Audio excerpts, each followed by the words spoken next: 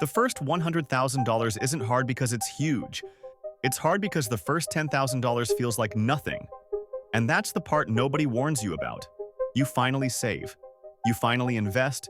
You finally do the responsible thing. And the account barely moves.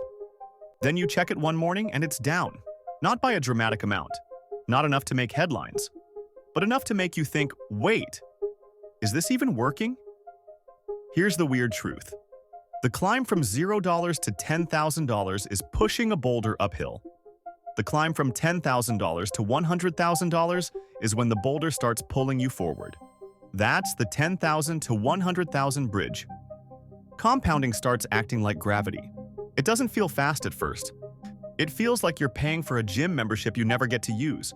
The moment you hit $10,000, the math changes just enough to change you, and that's why it explodes after that point. So let me make this real. Harry wasn't a finance guy. He worked the electronics repair counter at a big box store. Same questions, same cracked screens, same panicked customers, and his take-home pay was $3,467 a month. Not terrible, not amazing, and just low enough to feel like every mistake had teeth. He rented a converted garage unit behind a house. His rent was $1,199. His car was an older Civic with a payment of $237. And he had one financial advantage that didn't feel like an advantage. He was tired of starting over. You know that feeling? Then something hits. A repair, a bill, a random expense you didn't ask for. And suddenly you're back at zero. Again. Harry had been there too many times. He thought he'd feel proud. Instead, he felt exposed. Because $9,917 is the worst number. It's close enough to taste, and far enough to lose. One down week, and it looked like it could slip back under 9,000. And his brain did what your brain does. It turned the whole thing into a drama. Should I stop adding money? Should I wait for a better time? Should I pick something stronger so it grows faster? Should I sell so I don't lose what I built? Ever asked yourself that? That's the recognition beat right there. You're not lazy. You're not dumb. You're just standing in the hardest zone of the entire wealth journey. In the zone where effort feels bigger than results. And that zone has a cost, because most people don't fail at investing from bad picks, right before the bridge. Here's the uncomfortable part. When you have $1,000 invested, a normal market swing can move your account by, like, $20. When you have $10,000 invested, that same swing can move it by $200. And when you have $100,000 invested, it can move by $2,000. Same market, same strategy, different emotional punch. $100,000 makes volatility feel like weather. $10,000 makes volatility feel like a personal insult. And that's why people sabotage themselves right there. They don't quit because the plan is wrong. They quit because the plan feels humiliating. It feels like slow progress is proof you're behind. But it was the first thing that actually stuck. He called it the mirror receipt rule. Not a spreadsheet, not a budget app, not a Sunday review. He didn't track expenses. He didn't even try to be perfect, exactly where he used to leak. Every time Harry bought something optional, he had to mirror it with an investment before the day ended. Not someday, not next paycheck, same day. He mirrored $12 into his index fund. He mirrored $19. If he impulse bought a game for $43, he mirrored $43. The purchase became the trigger. Because his problem wasn't math. His problem was the moment he'd say, I deserve this. That's when the $10,000 bridge collapses for people. So Harry turned that moment into a lever. It annoyed him. Good. It's supposed to. If it doesn't annoy you, it's not changing anything. The mirror rule didn't make him spend less. It made him feel the true price of spending. Because that burrito wasn't $12 anymore. It was $24. And suddenly, cooking at home didn't feel like punishment. It felt like keeping his future. That's friction. That's the mechanism. Not motivation, not vibes. Friction. Now, here's where it got interesting. Harry wasn't even adding huge money. Some days he mirrored $9. Some days he mirrored $27. But over a month, those small mirrors became real. His normal contribution had been $167 a month. After the mirror rule, he was averaging $411 a month. And that number mattered for one reason. It got him to the bridge. Because the bridge isn't a magical market event, it's when your balance gets big enough that the account starts moving without your permission. That's the moment your brain stops arguing with you. Not because you became disciplined, because the scoreboard finally looks like it's alive. Month 1. Now he went from $9,917 to $10,391. He stared at the screen like it was fake. That's it? For 400-something? And then he noticed something that almost made him quit. The next month, the market dipped. Not a crash, just a dip. And his balance slid to $10,183. And he felt the old panic. I'm doing everything right and still losing. So he did what most people do. He opened the app. He refreshed it. He checked it again later. Then again. And that's when he caught himself. He realized checking wasn't being responsible. It was a form of self-harm. It was him looking for permission to stop. So Harry added the second half of his system. He called it the screen tax. He owed a tiny penalty, not to the market, to a person. His cousin ran a youth sports program, always fundraising. So Harry made a deal. Every double-check day cost him $11 donated to that program. No guilt speech, no inspirational quote, just a consequence that stung. And it worked because it was immediate. He didn't want to give away money, but he wanted even less to be the kind of person who couldn't stop checking a number. That's identity, without saying identity. Now, the first few weeks were rough. He slipped. He paid the screen tax twice in the same week. That hurt. Short sentence, but it taught him something fast. He wasn't addicted to investing. He was addicted to certainty. And the market doesn't give certainty. It gives time. So Harry stopped trying to feel safe. He started trying to be consistent. And that's when the 10,000 to 100,000 bridge started building itself. Because here's the secret nobody says out loud. Compounding doesn't explode because your return rate changes. It explodes because the size of the base changes. Same percent, different engine. Let's talk plain language. An index fund is like a playlist, not a single song. You're not betting on one company. You're buying a basket, a mix, a whole market slice.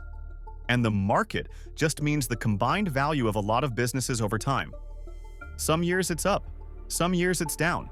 But over long stretches, the trend has historically been up because businesses keep selling things, raising prices, innovating, and expanding. So the goal early isn't to outsmart the market. The goal is to get to a base where the market can finally help you. Most people never get there. They quit in the push phase. You're going to love this next part because this is the moment the bridge becomes visible. Harry created one number he could look at without spiraling. He called it the match line and compared it to what the market could reasonably add in a year if his balance kept growing. Not perfect math, not a prediction, just a simple gut check. When his annual contributions were bigger than the market's likely growth, he was still the engine. When the market's likely growth could match his contributions, he was at the bridge. And when the market's likely growth could beat his contributions, that's when it starts feeling like cheating. So Harry wrote the match line on a card and taped it inside his kitchen cabinet. He saw it when he reached for coffee, not in an app, not in a spreadsheet, in real life. When the account hits $10,000, normal years start paying me back. When the account hits $25,000, the account can swing more than my weekly effort. When the account hits $50,000, the account can move more than my monthly mirror rule. It can move more than my whole year of little sacrifices. He didn't write it to brag. He wrote it to remember why the early part feels so slow. Because it's not slow, it's just small. Now we're coming up on the 70% moment. And here it is. In the psychology of money, but changes your behavior when you finally feel it. The big wins come from endurance, not brilliance, not perfect timing.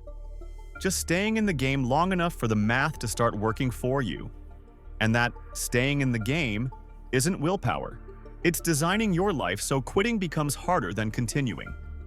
Harry's mirror rule and screen tax did exactly that. Now layer in something else.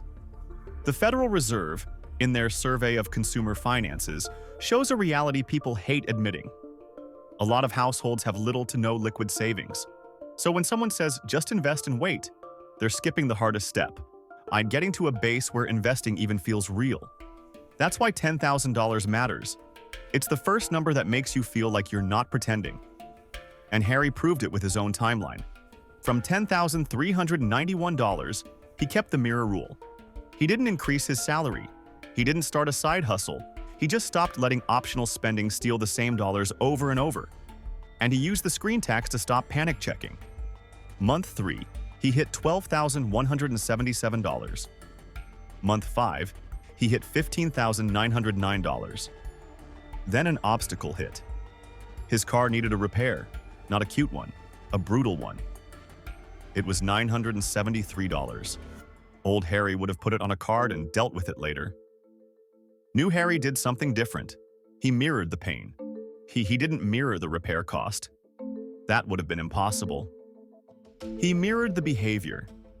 He paused optional spending for 13 days. No extras. No I deserve it purchases. He didn't make it a punishment. He made it a sprint. And at the end of those 13 days, he resumed the mirror rule. Because the point wasn't purity, the point was staying in the game. Month 7, he hit $21,413. And this is where the compounding bridge starts to show its teeth. One decent market stretch and his account jumped by $400-something without him adding anything extra. He noticed it and laughed. Wait, that's my number. That's my whole mirror month. And that's when belief clicks in for people. Because now the market is contributing alongside you. You stop feeling alone. Month 9, he crossed $25,000. And something psychological changed without a single motivational quote.